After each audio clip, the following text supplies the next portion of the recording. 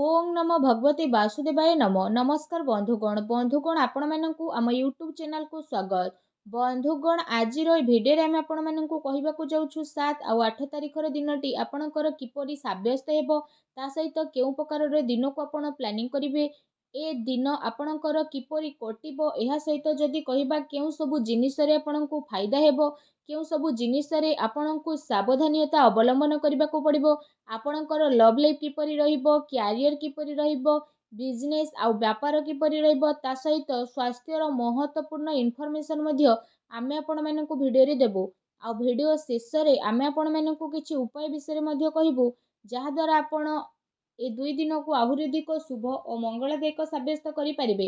आगो को वीडियो आरंभ करबा पूर्व आमर आपनकु रिक्वेस्ट कि जदि आपण आमर ए चैनल रे नुआ करि आछन्ते तो चैनल को सब्सक्राइब करंतु सांगर नोटिफिकेशन बेल को मध्य ऑन करंतु जहा द्वारा समय समय रे आमर नुआ नुआ वीडियो रो नोटिफिकेशन आपनकु मिलि जिवो। तो आसंतु जानिबा किपरि रहिबो आपणको पई विशेष रूप रे जदि हमें कहिबा 7 और 8 तारिखर दिन सबुठारु प्रथमे कहिबा कि ए 2 दिन रे आपणको पई पॉजिटिव रहिबा पई जाउछि। जदि हमें आपण माननकु कहिबो कि फ्रेंड्स ए 2 दिन रे आपणको भित्तीय स्थिति रे काफी सुधारता आसीबो किछि नुआ स्टार्टिंग करिबा पई ए दिनर टाइम आपणको पई बहुत ही अनुकूल भरा रहिबो आपणकर परिश्रम एवं प्रयासर सार्थक परिणाम ए 2 दिन रे आपणको सामना को आसीबो। विवाह योग्य लोकंको पई कोनोसी भलो संपर्क आसी मध्य पारे आ घरे आपणकर कथावार्ता मध्य आरंभ होई पारे ता सहित समाज एवं संपर्कीयंकरे आपणकर प्रभावशाली व्यक्तित्व सरल स्वभाव कारणरू विशेष रूप रे आपणकर मान प्रतिष्ठा बनिकी रहिबो।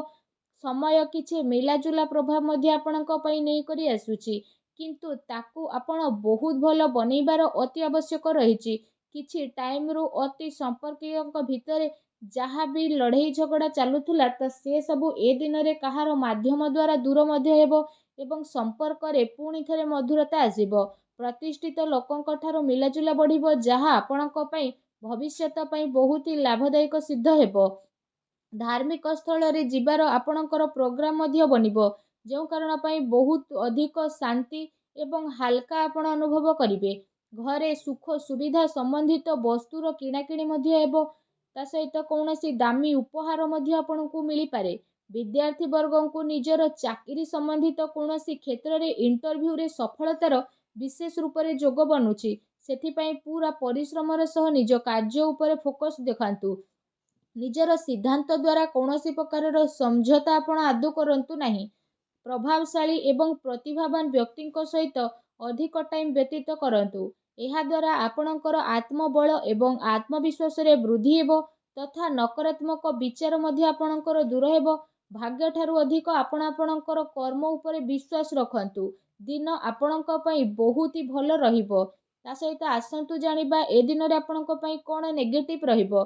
फ्रेंड्स कौनसी पारिवारिक कथावार्ता को नहीं भाई भौणी भितर लड़ाई झगड़ा होई पारे। घरर वृद्ध लोकंकर कथा द्वारा आपणक संबंध को खराब हेबा ठारू बंचेकी रखंतु।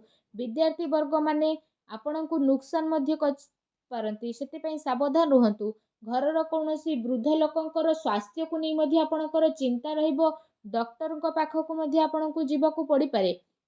एहा सहित आपणको आपणकर स्वभाव रे इगो को खत्म करबा पई पड़िबो जहा द्वारा प्रॉब्लम सब शीघ्र ही सुधुरी जिवो।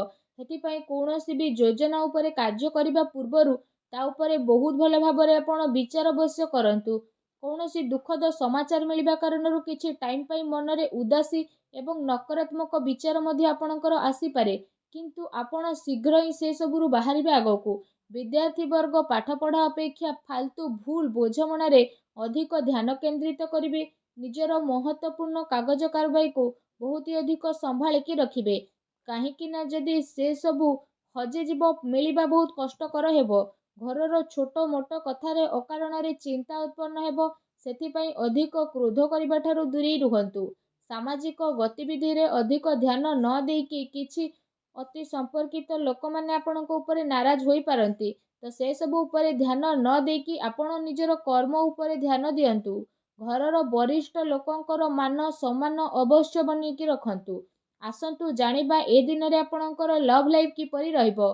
जीवन साथींकर भावनार आपण सम्मान करंतु एहा द्वारा संबंध आहुरी अधिक मजबूत रहिबो। ପ୍ରେମ ସମ୍ବନ୍ଧ ମର୍ୟାଦାପୂର୍ଣ୍ଣ ରହିବ। କୌଣସି ବିପରୀତପୂର୍ଣ୍ଣ ଲିଙ୍ଗୀଙ୍କ ଅଚାନକ ମିଶିବା ଦ୍ୱାରା ଆପଣଙ୍କୁ ଆଶ୍ଚର୍ଯ୍ୟଜନକ ପ୍ରସନ୍ନତା ମଧ୍ୟ ଅନୁଭବ ହେବ। ଘର ପରିବାରର ବାତାବରଣ ଆପଣଙ୍କର ବହୁତ ହି ସୁଖଦପୂର୍ଣ୍ଣ ରହିବ। ପତି ପତ୍ନୀଙ୍କ ଆପୋଷିକ ସହଯୋଗ ଘରେ ସୁଖ ଶାନ୍ତି ବନେଇକି ରଖିବ। ପ୍ରେମ ସମ୍ବନ୍ଧ ପାଇଁ ମଧ୍ୟ ଆଗକୁ ଆସୁଥିବା ଟାଇମରେ ପ୍ରୋବ୍ଲେମ ମଧ୍ୟ ଆସିପାରେ, ଆଉ ପୂର୍ଣ୍ଣ ରୂପରେ ଆପଣଙ୍କ ସହଯୋଗ ମିଳିବ।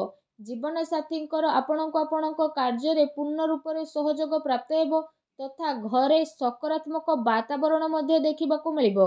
ଏହା ସହିତ ଯଦି କହିବା ନିଜର ବ୍ୟସ୍ତତା ଦ୍ୱାରା କିଛି ଟାଇମିଂ ଆପଣ ଆପଣଙ୍କର ପରିବାରର ଲୋକଙ୍କ ସହ ବାହାର କରିବେ। ଏହା ଦ୍ୱାରା ପରିବାରରେ ବିଶେଷ ରୂପରେ ଆପଣଙ୍କର ରେସ୍ପେକ୍ଟ ଆହୁରି ଅଧିକ ବଢ଼ିଯିବ। ଆସନ୍ତୁ ଜାଣିବା ଏ ଦିନରେ ଆପଣଙ୍କର ବ୍ୟବସାୟ କ୍ୟାରିୟର କିପରି ରହିବ।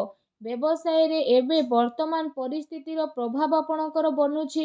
ଧନ ସମ୍ବନ୍ଧିତ ଲେଣଦେଣରେ ମଧ୍ୟ ବହୁତ ଅଧିକ ଆପଣ ସାବଧାନତା ରଖନ୍ତୁ, କାରଣ ଧୋକା ହେବାର ସମ୍ଭାବନା ମଧ୍ୟ ବନୁଛି। ଚାକିରି ପେଶା ବ୍ୟକ୍ତିଙ୍କର ଅଫିସର ମାହୋଲ ବହୁତ ହିଁ ଶାନ୍ତିପୂର୍ଣ୍ଣ ବନିକି ରହିବ। କାର୍ଯ୍ୟକ୍ଷେତ୍ରରେ ଯଦି କୌଣସି ବି ପ୍ରକାରର ନିବେଶ କରିବା ପାଇଁ ଆପଣ ଚାହୁଁଛନ୍ତି ତ ସେ ସବୁ କାର୍ଯ୍ୟକୁ ଆପଣ ବହୁତ ହି ଗମ୍ଭୀରତାର ସହିତ ବୁଝି ନେବେ। ଏହା ଦ୍ୱାରା ଆପଣଙ୍କୁ ବହୁତ ହି ଭଲ ରେଜଲ୍ଟ ବିଶେଷ ରୂପରେ ପ୍ରାପ୍ତ ହେବ। ଦିନ ଆପଣଙ୍କ ପାଇଁ ବହୁତ ହି ଭଲ ରହିବ।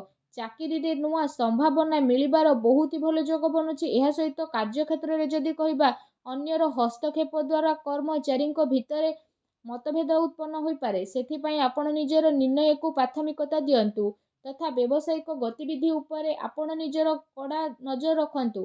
ଏହା ସହ ଚାକିରି ପେଶା ବ୍ୟକ୍ତି ମଧ୍ୟ ଅଫିସରେ ପଲିଟିକ୍ସର ଶିକାର ମଧ୍ୟ ହୋଇପାରନ୍ତି, ତେଣୁ ଆପଣ ଟିକେ ସାବଧାନ ରୁହନ୍ତୁ।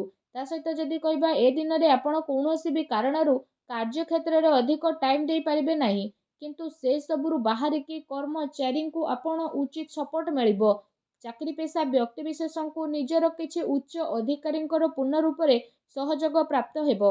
ବ୍ୟବସାୟିକ କ୍ଷେତ୍ରରେ ଆପଣଙ୍କର କାର୍ଯ୍ୟକ୍ଷମତାରେ ଆପଣଙ୍କୁ କାମୟାବୀ ମିଳିବ। ସଫଳତା ମଧ୍ୟ ଆପଣଙ୍କୁ ପ୍ରାପ୍ତ ହେବ।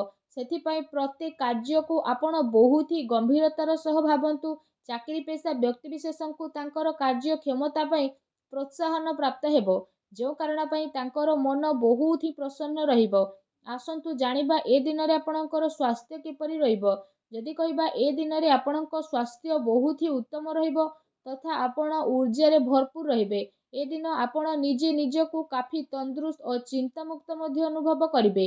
ତା ସହିତ ଏ ଦିନର ଟାଇମ ଆପଣଙ୍କ ସ୍ୱାସ୍ଥ୍ୟ ଦୃଷ୍ଟିରୁ ବହୁତ ହି ଭଲ ସମୟ ରହିବାକୁ ଯାଉଛି। ଏହା ସହିତ ନିଜ ସ୍ୱାସ୍ଥ୍ୟକୁ ଆହୁରି ଅଧିକ ଭଲ ରଖିବା ପାଇଁ ଆପଣ ପ୍ରତ୍ୟେକ ଦିନ ଯୋଗ କରନ୍ତୁ, ବ୍ୟାୟାମ କରନ୍ତୁ ଏବଂ ସୁସ୍ଥ ରୁହନ୍ତୁ। ଆସନ୍ତୁ ଜାଣିବା ଏ ଦିନରେ ଆପଣଙ୍କ ପାଇଁ କ'ଣ ବିଶେଷ ଉପାୟ ରହିଛି। ଏ ଦିନରେ ଆପଣ ସ୍ନାନ ଆଦି ବିଶେଷ ଭାବରେ କରିସାରିବା ପରେ 7ଟି କନ୍ୟାଙ୍କୁ ଘରକୁ ଡାକିକି ପ୍ରସାଦ ସ୍ୱରୂପ ବିଶେଷ ରୂପରେ ତାଙ୍କୁ କ୍ଷୀରି ଖୁଆନ୍ତୁ ତଥା ତାଙ୍କୁ ଦକ୍ଷିଣାରେ ବିଶେଷ ରୂପରେ କିଛି ଏପରି ହଳଦିଆ ରଙ୍ଗର ବସ୍ତ୍ର ଦେଇକି ବିଦା କରନ୍ତୁ। ଏପରି କରିବା ଦ୍ୱାରା ହିଁ ମା ଲକ୍ଷ୍ମୀ ବହୁତ ଶୀଘ୍ର ପ୍ରସନ୍ନ ହେବେ ଏବଂ ଆପଣଙ୍କର ସମସ୍ତ କଷ୍ଟକୁ ଦୂର କରିବେ। ଯାହା ବି ଆପଣଙ୍କ ଜୀବନରେ ପ୍ରୋବ୍ଲେମ ଚାଲୁଥିଲା ସବୁ ପ୍ରୋବ୍ଲେମକୁ ଅନ୍ତ କରିବେ, ଆଉ ଆପଣଙ୍କୁ ଶୀଘ୍ର ହିଁ ଶୁଭ ଫଳର ପ୍ରାପ୍ତି କରିବେ। ଆଉ ଆପଣଙ୍କର ସବୁ କାର୍ଯ୍ୟ ମା ଲକ୍ଷ୍ମୀଙ୍କ ଆଶୀର୍ବାଦରୁ ବହୁତ ହି ଆସାନୀରେ ମଧ୍ୟ ବନିଯିବ। ମା ଲକ୍ଷ୍ମୀଙ୍କ ଆଶୀର୍ବାଦ ଆପଣଙ୍କୁ ପ୍ରାପ୍ତ ହେଉ। ସଚ୍ଚା ଦିଲରେ କମେଣ୍ଟ ବକ୍ସରେ ଜୟ ମା ଲକ୍ଷ୍ମୀ ଅବଶ୍ୟ ଲେଖନ୍ତୁ ଏବଂ ଭିଡ଼ିଓକୁ ଲାଇକ୍ କରିବା ପାଇଁ ଆଦୌ ବି ଭୁଲନ୍ତୁ ନାହିଁ। ଧନ୍ୟବାଦ।